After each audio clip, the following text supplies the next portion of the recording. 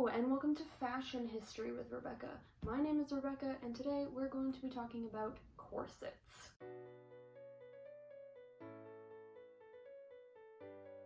We're also going to be talking about shoes and stockings, and since that's less interesting, I'm going to talk about it first. Also, yes, I do have my laptop open so that I can cheat and look at my script whenever I want. There's lots of nitty-gritty details in this episode, and so I just felt more comfortable having it with me right here.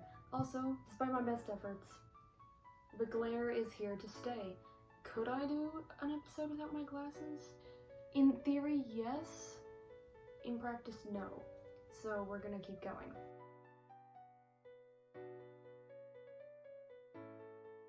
Heeled boots were very common, so were Oxfords. The heels were low, it's not like women were wearing high heels. There were even flat slippers, like ballet flats. I don't think they called them ballet flats, but it's like that kind of shoe. There were different shoes for different activities. Boots for more everyday, slippers were for going to the opera or being at home or something like that. You know, some shoes were decorative, some shoes were simple. It's very important to me that you know that this catalog had alligator skin shoes and imitation alligator skin shoes. There were women in the 1880s running around in alligator skin shoes, which is amazing.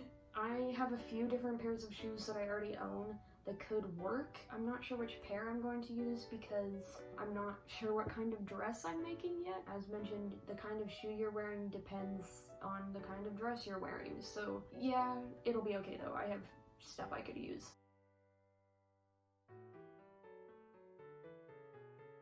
Stockings in the 1880s were mostly red or black. They were thigh high. A lot of them had patterns or stripes or embroidery on the ankle. I think it was called a clock, the embroidery on the ankle. Not because it looked like a clock, that's just what it was called. I don't know why. The stockings were decorated even though you'd never see them. I got some plain white stockings that are thigh high off of the internet for $5. Plain white was not the most fashionable except for evening wear, but I didn't really find any thigh high socks with embroidery.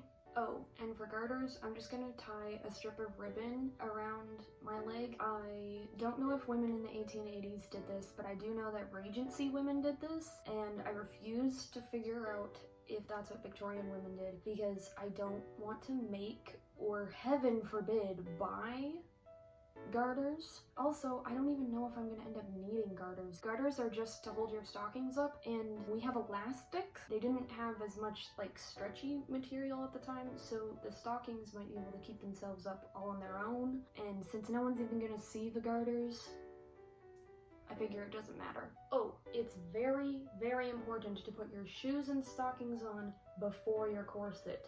Why? I'd like to see you put your shoes on while you're wearing a corset. I've never even worn a corset and I know you can't do it. One year for my ballet recital, I wore a pancake tutu, which looks like this. You'll notice that it's really big. I had a hard time fitting through some doorways and it was impossible to put my shoes on once I was wearing the tutu. I mean, I could, in theory, I could put my shoes on, but why would I put myself through that torment? With a corset, it's even worse because you can't bend. You're kept pretty straight and sturdy.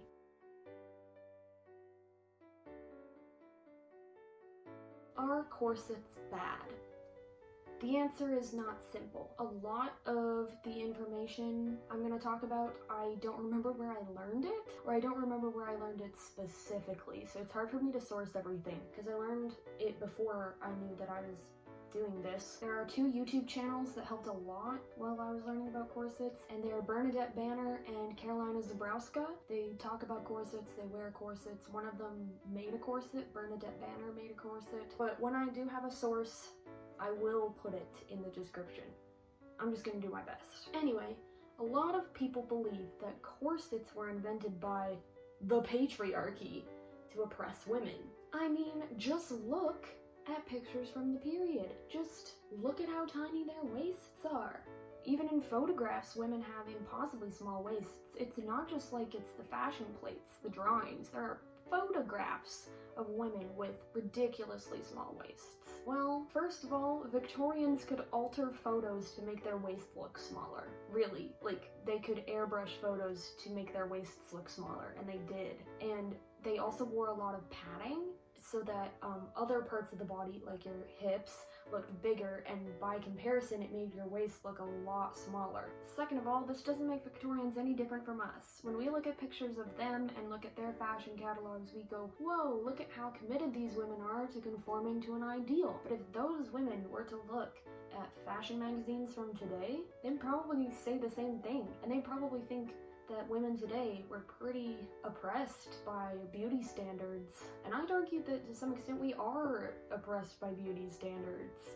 It's just not corsets. We know that the images in fashion catalogs are fake though, or we should know. We know that they're edited. We know that this isn't realistic. The same goes for Victorian women. Victorian women didn't all look like the fashion plates and the photographs. They were just people. So I read a short paper titled The Corset, Questions of Pressure and Displacement by Robert Letou Dickinson, who's an obstetrician. It was published in 1887 in the New York Medical Journal. It has a lot of interesting things to say. It also has a lot of racist things to say, but are we really surprised? I'm going to read the first little bit of this paper because I think it gives us a really nice sneak peek into how people at the time thought about corsets. Let me find it. I was a fool and forgot to pull this up before I started filming, and my Wi-Fi's not working.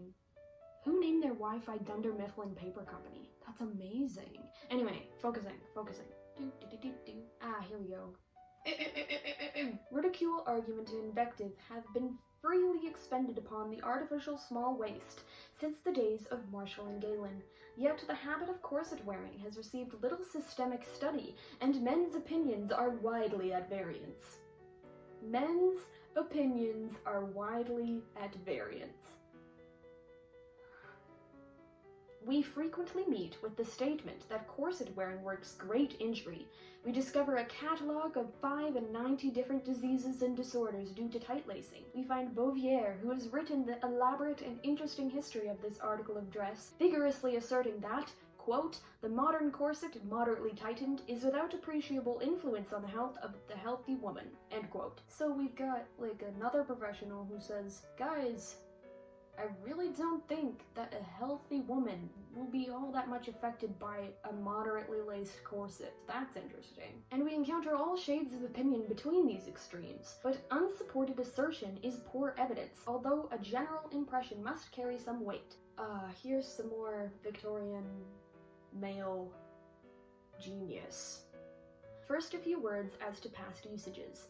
In the day of the primitive man, writes Bouvier, as soon as men were sufficiently elevated above the beast to admire the forms of women, women began to shape themselves to an ideal. He backs up my statement about padding. Appearance goes for nothing. A large bust and wide hips or shoulders give an impression of slenderness in the waist, which may be entirely deceitful. See, he gets it. This guy, he's also racist, so let's not give him too much credit. But, I'm not gonna read the parts where he's racist, but basically he refers to non-European women who tend to not wear corsets as uncivilized, so it's not like he's saying anything, like, super awful, but uncivilized.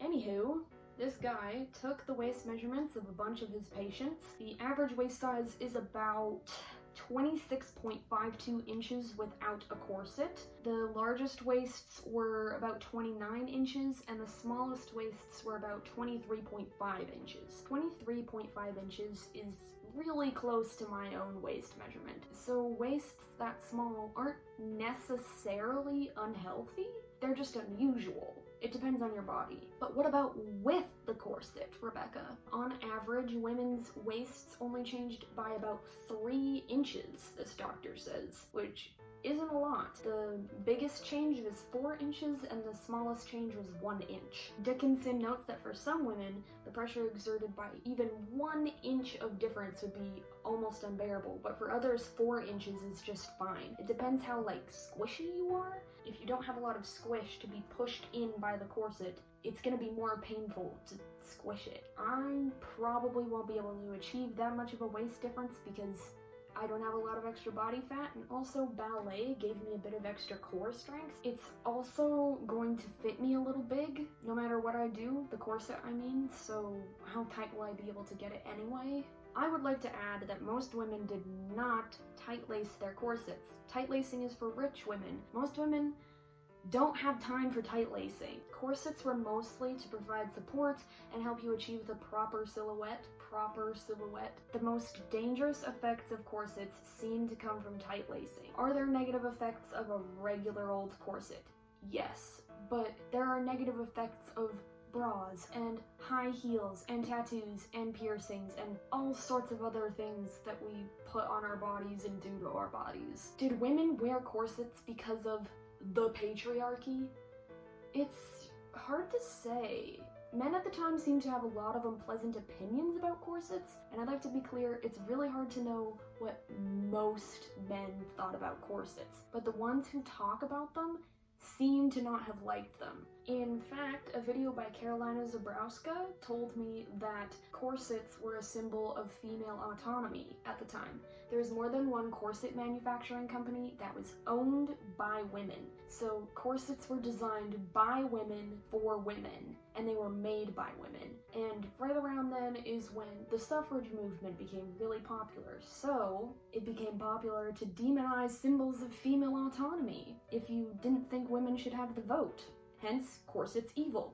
Wait, this means that it's entirely possible that corsets aren't a tool of the patriarchy, but hating corsets was a tool of the patriarchy. So, were corsets used to oppress women?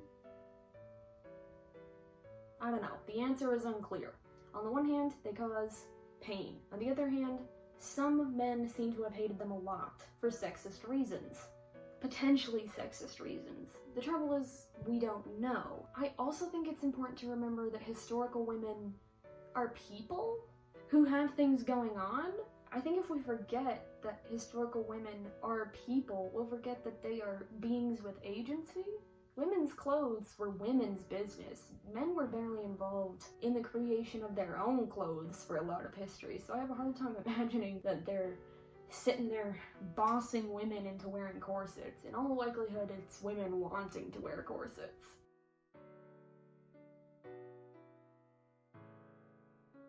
Now, you may remember that I decided not to make a corset. Could I make a corset? In theory, yes. In practice, probably not. I ordered a corset online. I'll talk more about how I chose it and all that when it gets here. It's gonna be here in like October, I want to say, so I'll just have to wait.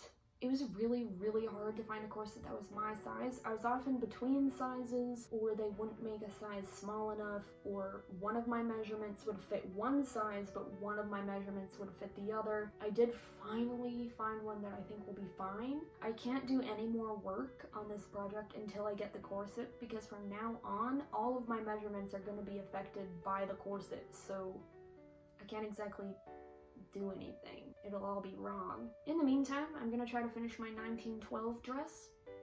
Maybe. Thank you for watching Fashion History with Rebecca. The next video may take a while because I am very, very, very busy. I am working at the clinic as a door screener, and I'm taking 5 university classes online right now. I have 2 group projects because my professors hate me, and I have so much reading to do. It seems like law professors really like to assign reading, like so much reading, and I don't know why. It's fine. I have 3 video ideas for October that are Halloween themed, and I'm very excited about them. All of the other fantastic suggestions are going to have to wait. I'll try to get to everyone's idea eventually, but these videos take a long time to make. Have a nice day. Thanks for watching. Wow, I didn't talk about the book one time.